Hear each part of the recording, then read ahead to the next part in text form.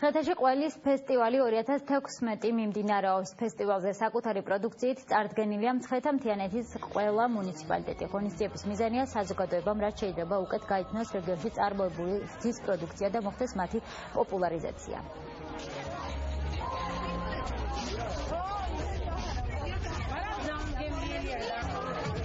ჩვენი ძირითადი პროდუქტი ეს არის დამბალი ხაჭო და ვიდრე ყველის ფესტივალები დაიწყებოდა, ვიდრე დამბალი ხაჭოს პოპულარიზაციით სერიოზულად დავკავდებოდით, მარტო ფშავლებმა იცოდნენ დამბალი ხაჭო რა იყო.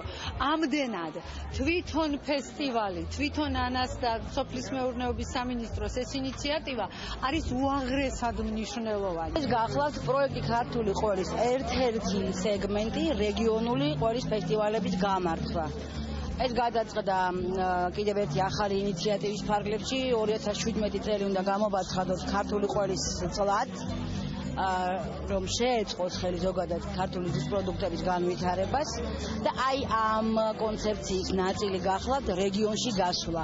ეს არის პირველი მცდელობა გაკეთდეს რეგიონალური ყველის ფესტივალი. ამის მიზანია პოპულარიზაცია გაუწიოს ჩვენი რეგიონის ყველს, თუმცა სხვა რეგიონის წარმომადგენლებიც არიან აქ.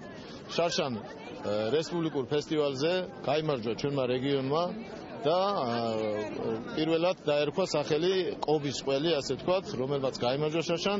წელს იმასთან დაკავშირებით ჩვენ გადავწყვიტეთ ამ ფესტივალის ჩატარება. ჩვენს პერმანენტულად ვიღებთ ამგვარ ღონისძიებებში მონაწილეობას, ვინაიდან დამსწრე საზოგადოებას ვანახოთ თუ როგორ მიდის მათთან უნებელი პროდუქტი.